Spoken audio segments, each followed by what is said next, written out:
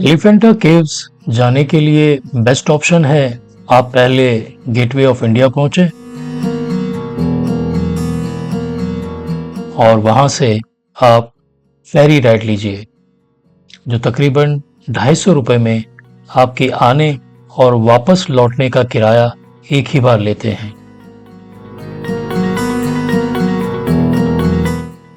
Gateway of India से Elephanta caves का distance 30 nautical miles है और ये जर्नी तकरीबन 1 आवर की है।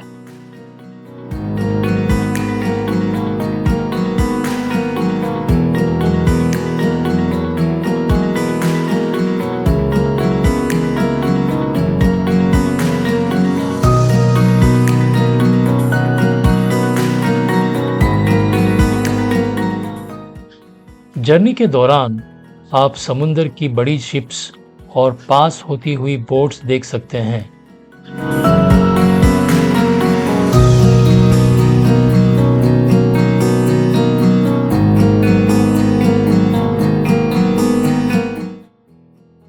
ये सामने जो दिख रहा है ये अटल सेतु है।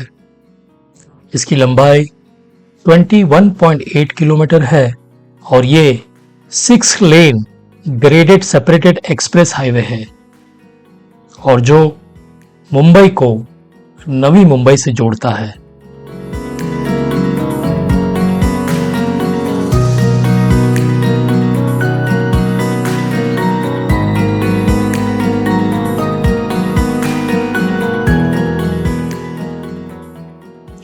एलिफेंटा केव्स पहुंचकर आपको एक टॉय ट्रेन जो एक जॉय राइड से कम नहीं है वो आपको एलिफेंटा केव्स के पास पहुंचा देगी।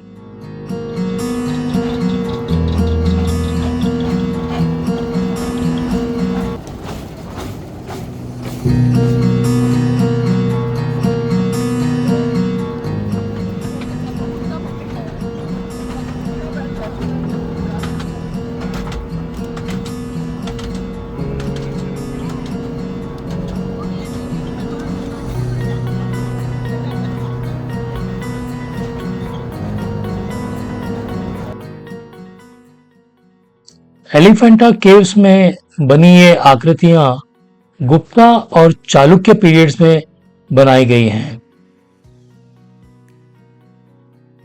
और इस मंदिर के बनने का काम 2 BCE से 6 CE तक चला था।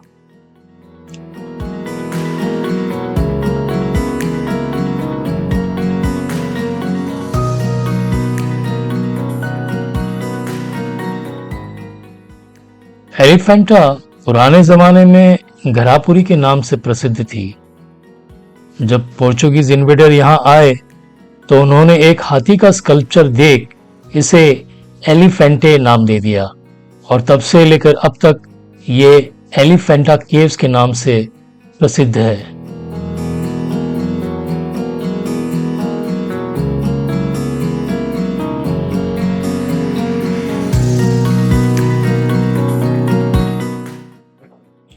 मंदिर के प्रांगण में पहुंचते ही सबसे पहली मूर्ति जो आपको दिखेगी वो है नटराजा।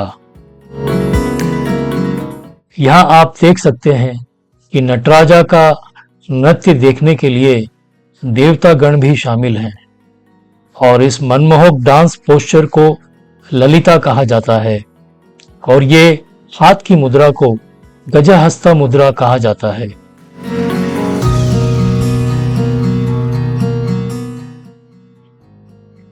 ये स्कल्पचर डिपिक्ट करता है शिव भगवान अंधकासुर राक्षस का वध करते हुए।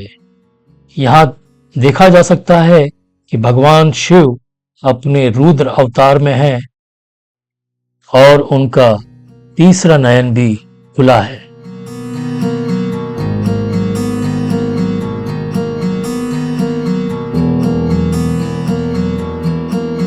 इस स्कल्पचर में आप देख सकते हैं भगवान शिव और माता पार्वती अपने बड़े ही मधुर रूप में कैलाश पर विराजमान है। सदाशिवा भगवान का एक हाईएस्ट फॉर्म है और ये विश्व भर में अति पूजनीय है। सदाशिव की विभिन्न मूर्तियां इंडोनेशिया और बाली में भी पाई गई है।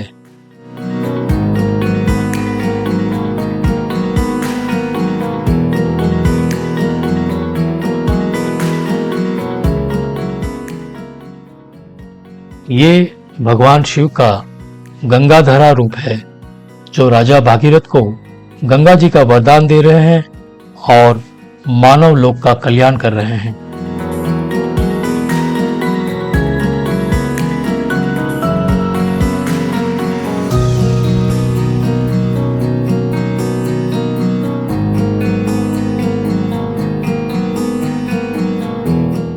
ये रूप अर्धनारीश्वरा का है, जो ब्रह्मा जी के कहने पर भगवान शिव ने माता पार्वती को अपने में समाकर धारण किया था।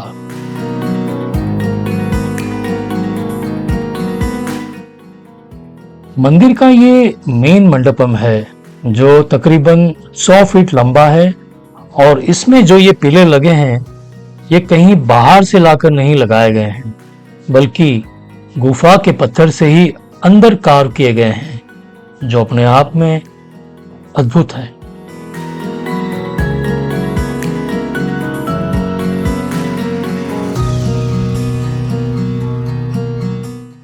ये 4 मुखी लिंगम है, जिसके दर्शन 4 द्वार से किए जा सकते हैं, और ये इस मंदिर के प्रांगण का सबसे विशाल शिवलिंग है। चारों दरवाजों पर विशालकाय शिव द्वारपाल स्थापित किए गए हैं।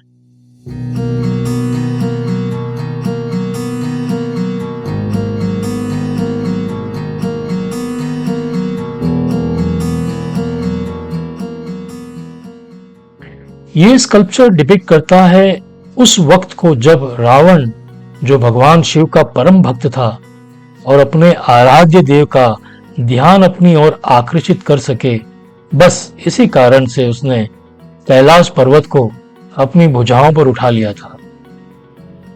इस स्कल्पचर को कल्याण सुंदर मूर्ति कहा जाता है। इसमें दिख रहा है कि राजा हिमावन अपनी पुत्री पार्वती का हाथ भगवान शिव के हाथ में दे रहे हैं और उनका लगन हो रहा है। यह मंदिर के ईस्टर्न भाग का मंडपम है और यहां भी शिवलिंग स्थापित किया गया है।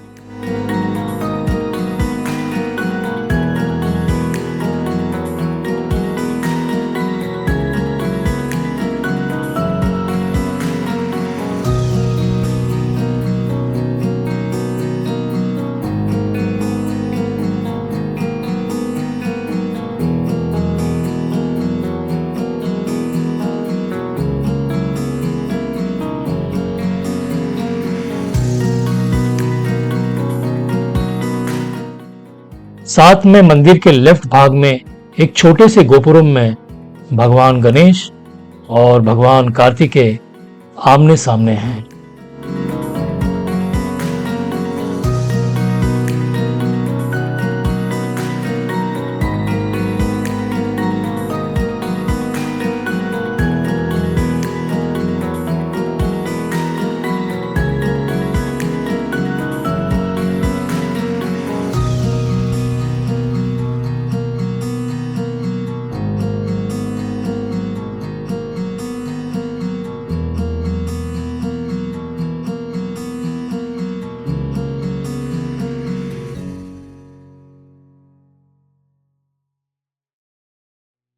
एलिफेंटा के प्रांगण में ऐसी कई गुफाएं हैं जो काफी पौराणिक लगती है, और उन्हीं एक गुफा में बना ये मंडपम, जिसमें शिवलिंग का बेस तो दिखता है पर शिवलिंग नहीं है।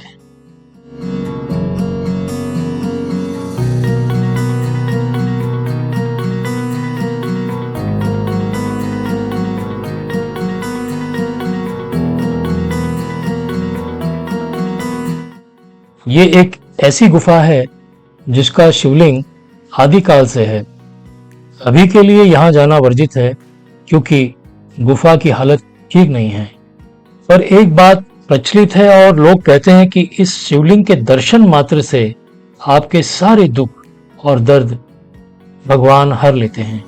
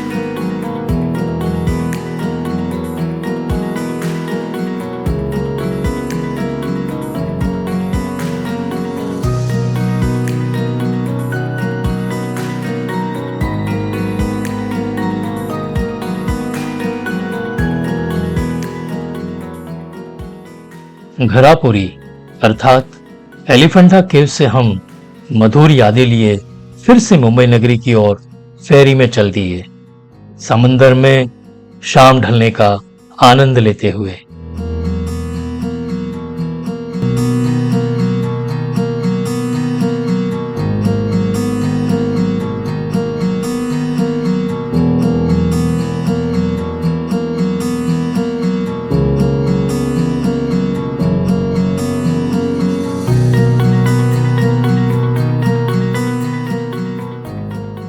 आज के इस एपिसोड में इतना ही।